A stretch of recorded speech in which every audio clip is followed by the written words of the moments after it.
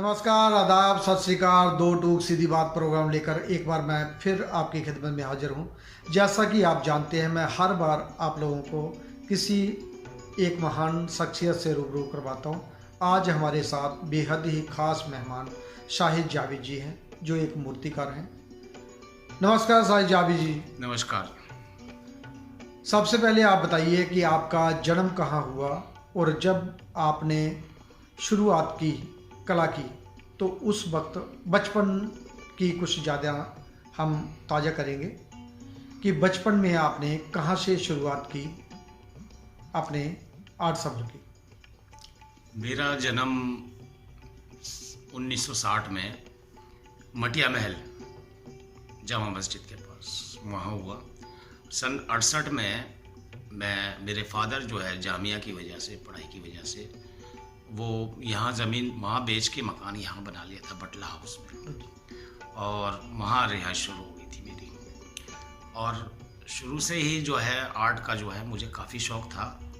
मेरी बड़ी सिस्टर ने डिप्लोमा किया था फाइन आर्ट से, सारा काम मैं ही करके दिया करता था उनको, क्योंकि उनकी आर्ट इतनी अच्छी नहीं थी। तो उसके बाद जो है प्रोफेशनल कोर्स BFA जामिया में जब शुरू हुआ तो फादर ने न्यूज़पेपर में पढ़ा, और मेरा शौक़ देखते हुए उन्होंने मुझसे कहा कि यहाँ तुम्हारा एक प्रोफेशनल कोर्स शुरू हो रहा है जामिया में BFA, और तुम अप्लाई करोगे। मैंने अप्लाई किया और मेरा एडमिशन जो है वहाँ हो गया। मैंने सबसे पहले जो एडमिशन लिया था उस टाइम स्कल्पचर नहीं था जामिया में, बाद में जामिया में। हाँ, तो फाउंडेशन में जो है सारी क्लासेस होती थी, स्कल्पचर की भी होती थी। तो स्कल्पचर मेरा इतना अच्छा हुआ था कि मेरे जो टीचर्स थे, रामाचंद्रन नायर, गुफरान किदवाई और ये सब जो है, उन्होंने सबने कहा कि 3D सेंस कुछ लोगों में ज़्यादा होता है, और तुम्हारा जो 3D सेंस है वो बहुत ज़्यादा अच्छा है।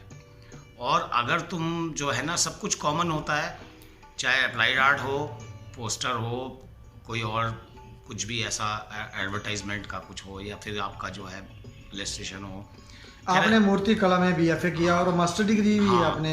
हाँ, तो मैं बताता हूँ कि मैंने जो है BFA जो है मैंने लिया था एडमिशन अप्लाइड आर्ट में, लेकिन फाउंडेशन के बाद क्योंकि स्कल्पचर इतना अच्छा हुआ था तो मुझे जो है फिर BFA स्कल्पचर खोला हुआ मेरे जो सारे स्टाफ ने डिपार्टमेंट, और सेकेंड ईयर से मैं स्कल्पचर में ही मेरा एडमिशन हो गया, और मैं अकेला स्टूडेंट। पहला बैच था आपका? पहला बैच था। उसके बाद जो है मेरे साथ एक सुषमा भारद्वाज जो है वो BA ऑनर्स करके गई थी, तो सेकंड ईयर में उसके साथ मुझे तो दो एडमिशन हो गए थे। और फिर उसके बाद जो है जो मेरा फर्स्ट ईयर का जो स्कल्पचर का काम था, फर्स्ट ईयर के स्कल्पचर पर ही मुझे all India fine arts and craft का अवार्ड मिल गया, है ना। कितना अच्छा हुआ था वो। और केशव मलिक जी थे उसमें, और उन्होंने काफ़ी अच्छा राइटअप भी लिखा था मेरे बारे में, और उन्होंने जो है अवार्ड भी दिया था मुझे।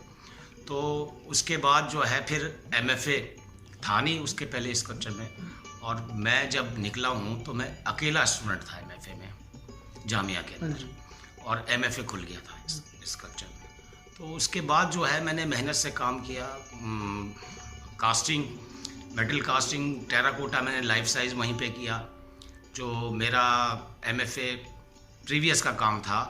और जितनी भी टेक्निक थी आपने कॉलेज टाइम में वो सारी सीखी? सारी टेक्निक सीखी मैंने जो है POP, मोल्डिंग, कास्टिंग, और जो आपका प्लास्टर में, फाइबर ग्लास में, वुड में, स्टोन में, सब मीडियम बीटिंग शीट के अंदर बीट करके भी मैंने जो है पोर्ट्रेट वगैरह किए।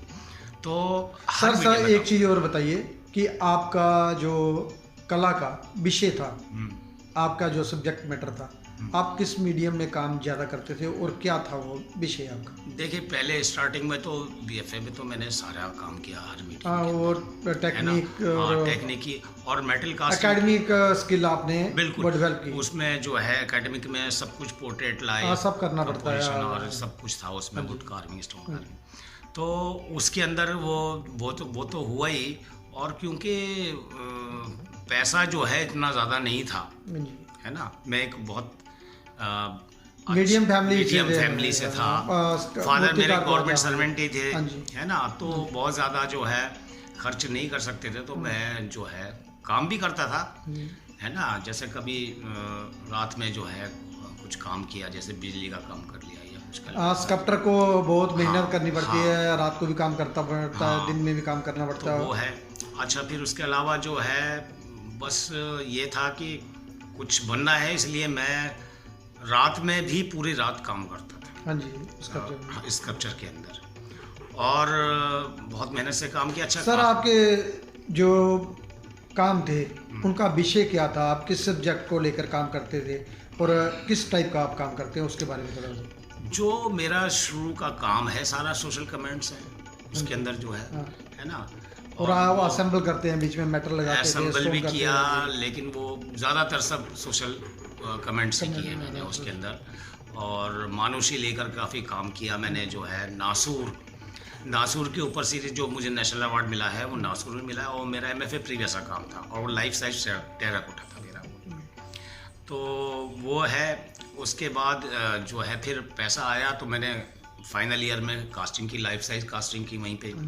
अच्छा, फाउंड्री वगैरह हमारे यहाँ ऐसा कुछ थी नहीं, हमने खुद ही भट्टी बनाई अपने आप। तभी स्टार्ट किया आपने। और फर्स्ट बैच उस टाइम था। हाँ कोयले से होती थी, जी। और वो जो हमारे पास ना ब्लोवर था ना कुछ था, तो हम वो पेडिस्टल फैन को उल्टा लटका के नीचे जो है उससे हवा देते थे, और उसमें सब्बल वगैरह जो चिपक जाता था कोयला, बहुत परेशानियाँ होती थी। लेकिन वो हमें जो है उसके औजार भी खुद ही बनवाए लोहार से जाके, क्योंकि वो हमारे टीचर जो सब खुद ही करना पड़ा और सब खुद ही सीखा आपने। खुद ही किया सारा कुछ। क्योंकि उन्होंने डिज़ाइन दिया हमको कि इस तरह का आपको लिफ्टिंग टाउन बनवाना है, इस तरह रिंग बनवाना है, वो सब बनवा के लाए। भट्टी ऐसे बनानी है, सब बनाया हमने। फिर मोल्ड कैसे बेक होना है, सब होना है, सब आप जो पूरे खुद ही भट्टी टेक्निक बनाई। किया। हाँ, सभी, ऐसे नहीं कोई परमानेंट हमारी भट्टी होती थी। तो उसमें हमने किया सारा काम जो है, और उसमें अच्छा काम किया काफ़ी। मतलब कास्टिंग MFA में तो मैंने कास्टिंग जो है बहुत ज़्यादा की, बहुत सारा काम ही मेरा जो है फाइनल ईयर में मेटल कास्टिंग का था, क्योंकि उस टाइम नेशनल अवार्ड। दोस्तों, कला चर्चा आगे बढ़ाने से पहले आइए एक नज़र डालते हैं शाहिद जावेद द्वारा बनाए गए मूर्ति शिल्पों पे। आइए एक नज़र डालते हैं इनके कार्य पे। प्रख्यात मूर्तिकार शाहिद जावेद जी का जन्म दिल्ली में हुआ, और दिल्ली में ही जामिया मिलिया इस्लामिया से उन्होंने मास्टर डिग्री अपनी मूर्ति कला में पास करने के बाद उसी में आज प्रोफेसर के पद पे नियुक्त हैं। शाहिद जावेद जी ने कई नेशनल इंटरनेशनल अवार्ड अपने नाम किए, और कई नेशनल इंटरनेशनल स्टेट एग्जीबिशनों में भाग लिया। शाहिद जावेद साहब जी, अब तक आपने कौन कौन सी उपलब्धियां हासिल की, जैसे स्कॉलरशिप, फेलोशिप, अवार्ड, और कहां कहां आपके कार्य लगे हुए हैं सरकारी व गैर सरकारी संस्थाओं में? कुछ उसके बारे में संक्षेप में बताइए। मुझे 5-6 अवार्ड तकरीबन मिले हुए हैं, जिसमें से एक नेशनल अवार्ड भी है, 2 all India fine arts and craft society के अवार्ड हैं, साहित्य कला परिषद के 2 अवार्ड हैं, और इसके अलावा जो है मेरा collection national gallery of modern art, Lalit कला एकेडमी, साहित्य कला एकेडमी, तो इन सब में मौजूद है। इसके अलावा जो है IFEX की इंटरनेशनल एग्जीबिशन में कर चुका हूँ बहुत पहले ही, और ललित कला की जो है इंटरनेशनल एग्जीबिशन ट्रिनाले जो है, हाँ 2 बार कर चुका हूँ। इसके अलावा जो है मैंने जो है वर्कशॉप जो गढ़ी के अंदर ललित कला एकेडमी में इंटरनेशनल वर्कशॉप हुई थी, जिसमें जो है UK और जर्मन के कुछ आर्टिस्ट, जंग स्कल्पचर, ट्रिनाले का एक वर्कशॉप था। हाँ, ट्रिनाले के टाइम में ही था। और सर, आपको जो नेशनल अवार्ड भी था वो सुना है कॉलेज में पढ़ते पढ़ते मिला? मैं उस टाइम जो है फाइनल ईयर में था 87 में, तो 86 का काम था वो मेरा जो है, जो प्रीवियस में मैंने MFA में किया था, लाइफ साइज टेराकोटा। तो टेराकोटा में इसलिए था क्योंकि मेरे पास पैसा ज़्यादा होता नहीं था पढ़ते टाइम, तो उसके बाद पैसा आया तो मैंने ज़्यादातर फिर मेटल में ही काम किया। उसके बाद मैंने गढ़ी के अंदर जब मैं आया हूँ, तो यहाँ पे तो स्टोन मिल जाता था बहुत आसानी से, क्योंकि ये वहाँ से लेकर नो लॉस नो प्रॉफिट में हमको यहाँ सप्लाई करते थे। तो हमने यहाँ बड़े बड़े स्टोन किए, और पहला ही जो है स्टोन मैंने काफ़ी बड़ा किया। तो शंकु चौधरी ने पूछा भी मुझसे कि तुमने पहले किया है? मैंने कहा नहीं, छोटा मोटा किया है सब कुछ। कह रहे तुमने बहुत बड़ा स्टोन ले लिया है ना। मैंने ज़्यादातर सैंड स्टोन ही काटे थे कॉलेज में, क्योंकि उस टाइम मार्बल मिलना बहुत मुश्किल होता था। लेकिन गढ़ी में आकर के मार्बल जो है इजीली हमको मिल जाता था। तो मार्बल में मैंने बहुत काम किया यहाँ गढ़ी के अंदर, और उसके अंदर से मेरे तो कई मार्बल तो आपका नेशनल गैलरी में आप है, काफ़ी कलेक्शन में भी गए और गढ़ी में है और वो कलेक्शन में है। और उसमें उसके अलावा जो है जो मैंने कैंप किए काफ़ी जो है वो भी स्टोन कार्विंग के ज़्यादा थे। जैसे एक तुम्हारे साथ ही किया था मैंने नागालैंड के नागालैंड में अंदर, किया आपने, बड़ा काफ़ी स्टोन था। मेरे साथ किए। हाँ, सत्यकला का कैंप साहित्य किया कला का आपने, भी किया। चंडीगढ़ में किया आपने। चंडीगढ़ में भी मेरे स्टोन और वुड दोनों है वहाँ की जो इसमें कलाग्राम में। तो मेरा कलेक्शन जो है इंडिया के अंदर बहुत सारे लोगों पे है, जैसे मिसिस हाँ जी, नॉर्थ जोन कल्चर सेंटर हो गया, साउथ जोन हो गया, सब वेस्ट जोन हो जगह गया, आपने काफ़ी काम लगे किया हुए। मैंने। और मेरे साथ भी आपने काफ़ी कैंप किए हैं अलग अलग जगह। जी जी।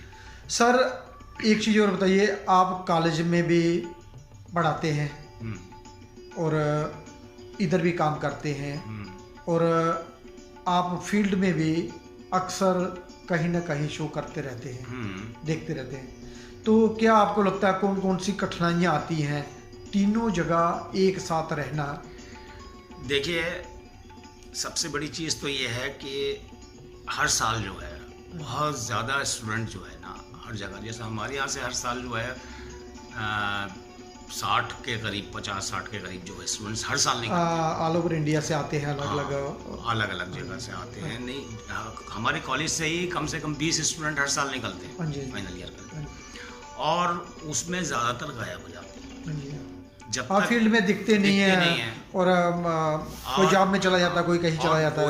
वही बात है कि जो आप जब ज़रूरत है उस टाइम तो करना ही है आपको, जब पढ़ते टाइम जो है, लेकिन निकलने के बाद काम करना इतना आसान नहीं होता। फील्ड में टिके रहना, बने रहना। फिर यह है कि बहुत सारी दिक्कत होती हैं, आदमी अपनी फैमिली से जुड़ जाता है, शादी हो जाती है, बच्चे हो जाते हैं, उनकी ज़रूरतें होती हैं, तो उसमें जो है आप ये पैसा जो है, ऐसा तो है नहीं कि हमारी फाइन आर्ट फील्ड के अंदर एकदम बिक जाए, भी बहुत जाता है, बहुत ज़्यादा लगता है स्कल्पचर में, टाइम भी लगता है, पैसा भी लगता है, और वो एकदम निकल जाएगा ऐसा भी कुछ नहीं होता। तो वो इसलिए जो है उसमें टिके रहना बहुत मुश्किल होता है, फिर टाइम भी देना होता है। अब वहाँ कॉलेज में भी टाइम देना है, फिर यहाँ भी देना है, दोनों जगह, और उसको बैलेंस करके चलना जो है। आप रेगुलर काम करते हैं, मैं हमेशा देखता हूँ आप स्टूडियो में तो जरूर आते हैं, चाहे कुछ भी हो। कई बार मैंने देखा छुट्टी वाले दिन पूरा दिन आप रहते हैं, और नहीं तो आप 1-2 बार बीच बीच में भी चक्कर लगाते हैं। और कई सारे आपके स्टूडेंट हैं जो अभी फील्ड में काम कर रहे हैं। बिल्कुल। तो वो मेरे जो स्टूडेंट हैं, तो वो स्टूडेंट यही है, मैं जो काम करता हूँ तो उससे उनको एक तरह से उनको जो है सीखने को बहुत कुछ मिलता है, और उनका जो है वो बढ़ता है हौसला थोड़ा सा, है ना, कि हमें भी काम करना चाहिए। और फिर इसीलिए जो है उससे बहुत फ़र्क पड़ता है। जो एक टीचर का जो है अगर फील्ड में भी काम कर रहा है साथ में, तो उसको स्टूडेंट भी लाइक करते हैं, और टीचर को खैर करना ही चाहिए, क्योंकि जब आपको जो है जब बच्चों से कराना होता है तो आप खुद भी प्रैक्टिस में रहने चाहिए। तो सर एक चीज़ बताइए, आप काफ़ी अरसे से ललित कला का साथ जुड़े हुए हैं और इधर काम भी करते हैं, रीजनल सेंटर ललित कला अकेडमी में आपका स्टूडियो भी है। तो पहले का माहौल और अब के माहौल में क्या अंतर है आपको? अरे पहले बहुत अच्छा माहौल था।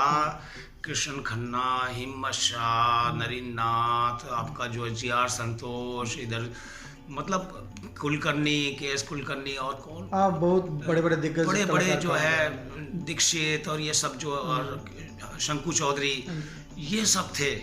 और इनको जो है इनसे हमें काफ़ी सपोर्ट मिलता था। प्राउड फील होता है कि कलाकारों के साथ और हम उनके साथ काम भी करते थे, है ना। तो हमको जो है बहुत कुछ सीखने को मिलता था, है ना। अब जैसे कोई बड़ा स्कल्पचर जैसे कर रहे हैं हम, किसी सीनियर आर्टिस्ट को मिला और हम जाके काम किया, जैसे लतिका को मिला था नेहरू का, तो नेहरू के अंदर जो है काम किया हमने, पहले जो बहुत अच्छा लगा, उसमें भी सब मिलके करते थे।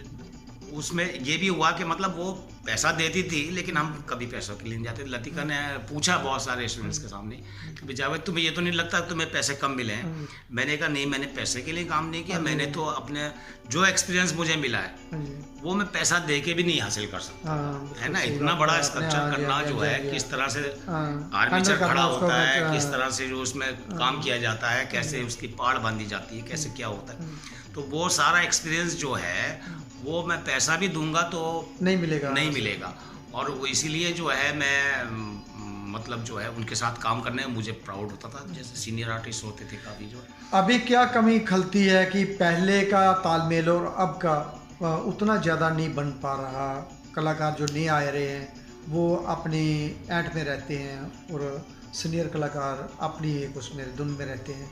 तो क्या लगता है आपको, इनको सबको इकट्ठा करने के लिए देखिए क्या करना चाहिए? देखिए अब ऐसा हो गया है, जो गुरु चेले का रिश्ता जो था, जो परंपरा थी, जो वो आज- परंपरा थी, हाँ जी। उसके अंदर जो माँ बाप जाकर कह देते थे कि भाई आपका जो है हड्डियां हमें दे देना, मांस वास जो है, मतलब वो पीटते थे, मारते थे, कुछ कुछ पेरेंट्स हाथ कोई नहीं ऑब्जेक्शन लगा नहीं होती सकते। थी।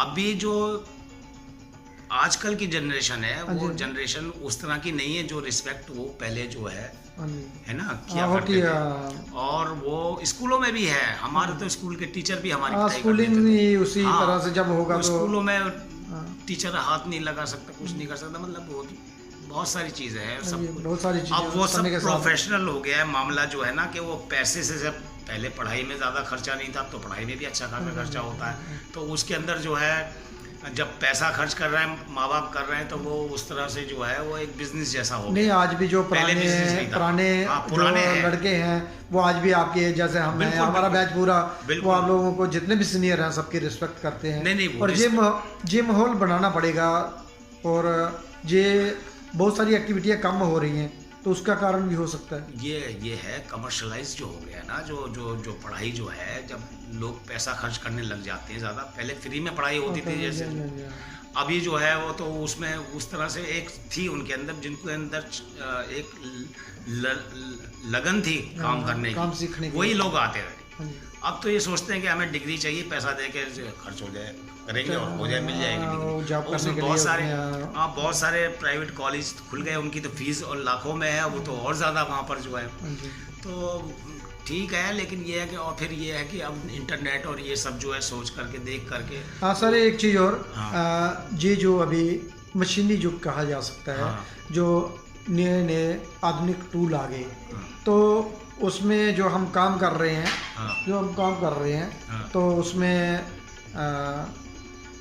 क्या दिक्कतें आ सकती हैं? जो मैनुअल काम होता था अभी सारा मशीन से होता है, तो आपको क्या लगता है ये बदलाव सही दिशा में ले जाएगा, देखिए। या हमें जो मैनुअल में जैसे हम करते थे देखिए एक वो बात ज़्यादा- सुनिए, हाँ जी। जो मेरे स्कल्पचर अगर आप देखेंगे शुरू के जैसे मॉडर्न आर्ट गैलरी में भी, तो वो हाथ से किया हुआ सब, हाँ जी, हाँ जी। हाँ, मैनुअल ज़्यादा काम और होता है। वो जो हाथ से किया हुआ है उसकी जो फॉर्म्स है, उसकी जो फीलिंग है, वो जो हाथ से मॉडलिंग है जो उसकी, मॉडलिंग है जो हाथ से आ जाती है, वो मशीन से कभी नहीं आ पाती। हाँ, पहले बहुत सारी चीज़ें सिखाई ना? जाती थी, लेकिन मिठाई, सिलाई। हाँ, लेकिन अब ये है कि आजकल के टाइम, आजकल का दौर है, इतना टाइम नहीं है लोगों के पास, इतना फास्ट है कि बिना मशीन के होना बहुत मुश्किल हो जाता है। जैसे आप बहुत बड़ा स्कल्पचर कर रहे हैं, हाथ से कब तक करते रहेंगे, है ना? तो वो जो है उसमें मशीन से भी काम होता है, पर जो सेटिस्फेक्शन आपका हाथ से मिलता है मशीन से नहीं मिलता। सर एक चीज़ और बताइए, जो हमारे दूर दराज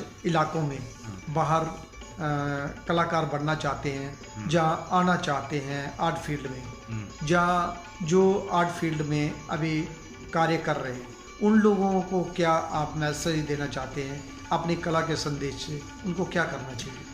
देखिए मैं तो आपको बताऊं कि एमएफए में ज़्यादातर स्टूडेंट्स में बाहर दूर दराज के लोग, उड़ीसा से, बिहार से, साउथ इंडिया से, जो बहुत दूर दराज के लोग हैं, बच्चे हैं, और उनके अंदर एक काम की ललक होती है, और वो जो है ज़्यादा अच्छा काम करते हैं बनिस्बत यहाँ के जो लोकल बच्चे। हाँ जी, हाँ जी, हाँ। तो मैं प्रीफर उनसे बहुत कुछ सीखते हैं बाहर उससे, के हाँ। नए लड़के जो और हमारे वो जहाँ के, लग के काम करते हैं। हाँ जी, मिलकर नई नई टेक्निक आती है, नई नई सोच आती है, सब नए नए मीडियम में काम सब करते सीखते हैं। हैं, सब करते हैं। हाँ जी।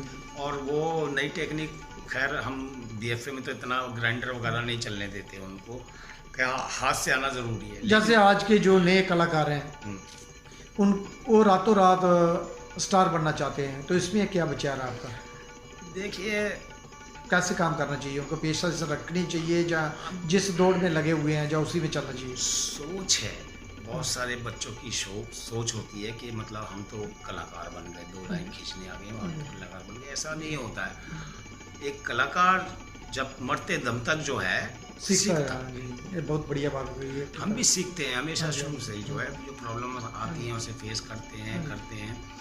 नई नई चीज़ें आ रही हैं, वो नई चीज़ें हम सीखते हैं सब जो है। हाँ जी, पहले हम कोयले से करते थे कास्टिंग, फिर डीजल से करनी शुरू की हमने मेटल कास्टिंग। अब जो है हम गैस से करवा रहे हैं बच्चों को, जो है ना। तो नई नई चीज़ें आ रही हैं, फिर समय के साथ बदलाव समय के होता साथ है। अब वो ब्लोअर और वो सब चेंज हो गया सारा कुछ, जो है ना। जो पहले हम कोयले में कोयला डाल के करते थे, सब्बल मारते थे, वो सब खत्म हो गया।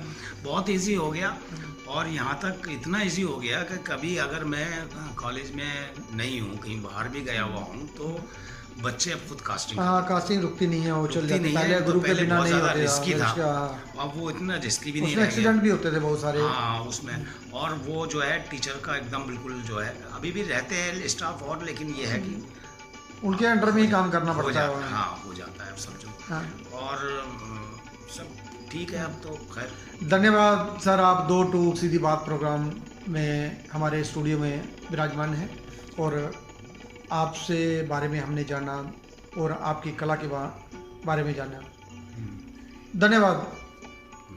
धन्यवाद दोस्तों, अगली बार हम फिर मिलेंगे किसी नई हस्ती के साथ। तब तक देवीदास खत्री को दे इजाजत। वंदे मातरम, भारत माता की जय।